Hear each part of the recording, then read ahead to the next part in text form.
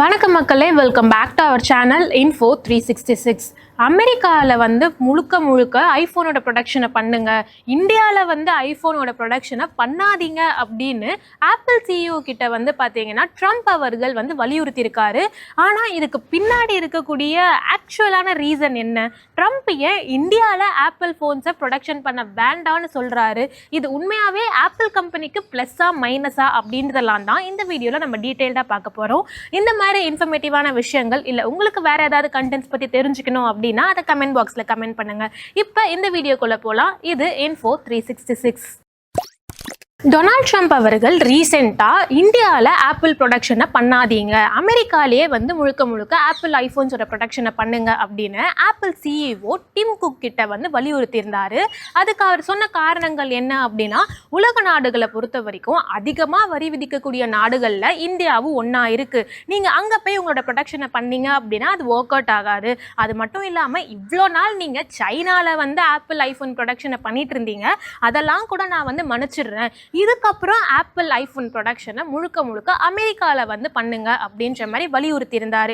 இப்படி முழுக்க apple iPhone ப்ரொடக்ஷனை அமெரிக்காவில் பண்ணாங்க அப்படின்னா அது ஐஃபோன் கம்பெனிக்கு லாஸா இல்லை கெயினா அப்படின்னு பார்த்தோன்னா, என்னதான் டொனால்ட் ட்ரம்ப் அவர்கள் ஐஃபோன் ப்ரொடக்ஷனை இந்தியாவில் பண்ணாதீங்க அப்படின்னு சொல்லியிருந்தாலுமே இந்தியாவை பொறுத்த வரைக்கும் ஒரு வருஷத்துக்கு கிட்டத்தட்ட 4 கோடி ஐஃபோன்ஸை தயாரிக்கிறாங்க. இது ஐஃபோன்ஸோட ஓவரால் ப்ரொடக்ஷனில் 15%.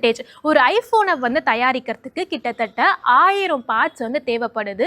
இது ஒவ்வொரு கண்ட்ரீஸ்ல இருந்துமே வருது. அதில் மோஸ்ட்லி எல்லாமே ஏன்ஷியன் கண்ட்ரீஸ்ல இருந்து தான் ஐஃபோனோட பாஸ்பார்ட்ஸ் எல்லாமே வருது அப்படின்னு சொல்லலாம். அப்படி இருக்கும்போது ஒரு ஐஃபோனை தயாரிக்கிறதுக்கு ஃப்ளோ பார்த்தீங்கன்னா ஒவ்வொரு நாடுக்கும் பங்கு இருக்கு அப்படின்னு பார்த்தோம்னா, அமெரிக்காவில் ஐஃபோனோட ரேட் அப்படின்றது 86,000 ரூபாய். ஐஃபோனோட டிவைஸோட மதிப்பு அப்படின்றது கிட்டத்தட்ட 39,000 ரூபாய். இந்தியாவோட பங்கு என்னவா இருக்கு அப்படின்னா, அசம்பிளிங் அண்ட் பாஸ்போர்ட் அந்த ஒரு பங்குல இந்தியா கிட்டத்தட்ட 3,000 ரூபாய் பங்குல இருக்கு. ஐஃபோனோட பார்ட்ஸ் ப்ரொடக்ஷன் சிலது அமெரிக்கால இருந்துமே கிடைக்குது. அதோட காஸ்ட் அப்படின்றது 6,900 ருபீஸ்.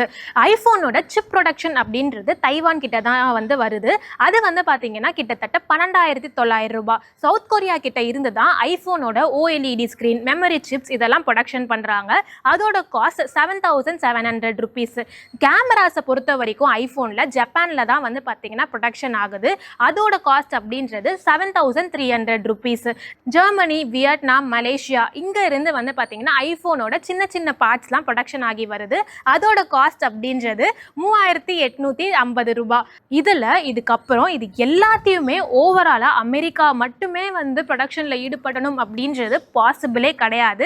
ஏன்னா அவங்க கிட்ட இது எல்லாத்துக்கான ஃபெசிலிட்டிஸுமே கிடையாது. ஸோ அப்படி இருக்கும் போது எப்படி பார்த்தீங்கன்னா அமெரிக்காவில் ஐஃபோனோட முழு ப்ரொடக்ஷனை ஏற்றுக்க முடியும் அப்படின்றது ஒரு மிகப்பெரிய குவெஸ்டின் மார்க். ஸ்டில் பார்த்தீங்கன்னா ஐஃபோன் கம்பெனி நம்ம ஸ்டேட் கவர்மெண்ட் கிட்ட, அதாவது சென்ட்ரல் கவர்மெண்ட் கிட்ட கம்பல்சரி ஒரு விஷயத்தை கிளியர் பண்ணிட்டாங்க. அது என்ன அப்படின்னா, இந்தியாவில் ஐஃபோனோட ப்ரொடக்ஷனை நாங்கள் ஸ்டாப் பண்ண மாட்டோன்றதை கிளியராக சொல்லியிருக்காங்க அப்படின்ற மாதிரியும் சில தகவல்கள் வெளியாகுது. இதை தாண்டி இந்த மாதிரி பார்த்தீங்கன்னா அமெரிக்காலேயே இதுக்கப்புறம் ஐஃபோனோட ப்ரொடக்ஷன் இருக்க போகுது அப்படின்ற ஒரு சூழ்நிலை வருது அப்படின்னா ஐஃபோனோட ரேட் அப்படின்றது இன்னுமே இன்க்ரீஸ் ஆகும். ஏன்னா இந்தியாவில் ஐஃபோனை ப்ரொடக்ஷன் பண்றாங்க ஆப்பிள் கம்பெனி அப்படின்றப்ப அதோட ஒர்க்கர்ஸ்க்கான சேலரி அப்படின்னு ஒரு மாசத்துக்கு ஒரு ஒர்க்கருக்கு 25,000 ரூபாய் கொடுத்தா போதும் அப்படின்ற நிலைமை தான் இந்தியாவில் இருக்கு. ஆனா இதுவே அமெரிக்காவில் ஆப்பிள் ஐஃபோன் பார்த்தீங்கன்னா ப்ரொடக்ஷன் பண்ணணும், அதோட ஒரு ஒர்க்கருக்கான சேலரியை அவங்க கொடுக்கணும் அப்படின்னா ஒரு மாசத்துக்கு கிட்டத்தட்ட 85,000 பார்த்தீங்கன்னா அவங்க கொடுக்கணும் அமெரிக்காவோட நார்ம்ஸ் படி. ஸோ அப்படி இருக்கும்போது ஆட்டோமேட்டிக்காக ஐஃபோனோட ரேட் அப்படின்றது இன்க்ரீஸ் ஆகும். இப்போ 86,000 ரூபாய் ஒரு ஐஃபோனோட ரேட் இருக்குன்றப்ப கிட்டத்தட்ட 3% அதோட ரேட் இன்க்ரீஸ் ஆகி வருங்காலத்தில் பார்த்தீங்கன்னா கிட்டத்தட்ட ஐஃபோனோட ரேட் அப்படின்றது 2,57,000 ரூபாய் அப்படின்னு மாறலாம் அப்படின்ற ஒரு டிஃபிகல்ட்டான சூழ்நிலையுமே பார்த்தீங்கன்னா இந்த ஒரு ப்ரொடக்ஷன் சேஞ்ச் நடந்தால் ஏற்படலாம். ஆல்ரெடி பார்த்தீங்கன்னா ஐஃபோனோட யூசர்ஸ் நிலைமை அப்படின்றது கொஞ்சம் கவலைக்கிடமா இருக்கு அப்படின்னே சொல்லலாம். ஐபோன் பாத்தீங்கன்னா சார்ஜ் நிக்க மாட்டேங்குது, இதுல அது கிடைக்க மாட்டேங்குது அப்படின்ற மாதிரி சூழ்நிலைகள் இருந்தாலுமே ஐபோன் யூசர்ஸால டக்குன்னு பாத்தீங்கன்னா ஒரு ஆண்ட்ராய்டோட மொபைலுக்கு மாற முடியல. ஏன்னா ஐபோன் யூசர்ஸால அவங்களோட சார்ஜஸை மாற்றணும், அவங்களோட எல்லா எக்யூப்மெண்ட்ஸ், அதாவது அவுட் சைடில் இருக்கக்கூடிய எல்லா டிவைசஸுமே அவங்க வந்து ஓவராலாக சேஞ்ச் பண்ணுற மாதிரி இருக்கும். கம்ப்ளீட்டாக ஒரு இதுலேருந்து மாறணும் அப்படின்றப்ப எந்த ஒரு ஐஃபோன் யூஸராலையுமே வந்து பார்த்தீங்கன்னா ஆண்ட்ராய்டுக்கு மாற முடியாத ஒரு ட்ராக்குள்ளே வந்து பார்த்தீங்கன்னா அவங்க மாட்டிக்கிட்டு இருக்காங்க அப்படின்னு சொல்லலாம். ஸோ நீங்கள் ஆப்பிளோட ப்ரொடக்ஷனை இந்தியாவில் வந்து பண்ணக்கூடாது அப்படின்னு டொனால்ட் ட்ரம்ப் சொன்ன கருத்தை பற்றியும், ஆனால் உண்மையாலே வந்து ஆப்பிள் ப்ரொடக்ஷனை வந்து அமெரிக்காவில் பண்ணால் இவ்வளோ கஷ்டம் இருக்குது, எதுக்காக டொனால்ட் ட்ரம்ப் இப்படி சொல்லியிருப்பாருன்னு நினைக்கிறீங்க அப்படின்றதெல்லாம் கமெண்ட் பாக்ஸில் ஷேர் பண்ணுங்கள். இந்த மாதிரி ரெகுலரான இன்ஃபர்மேட்டிவான வீடியோஸ்க்கு மறக்காமல் Info 366 சப்ஸ்கிரைப் பண்ணிக்கோங்க.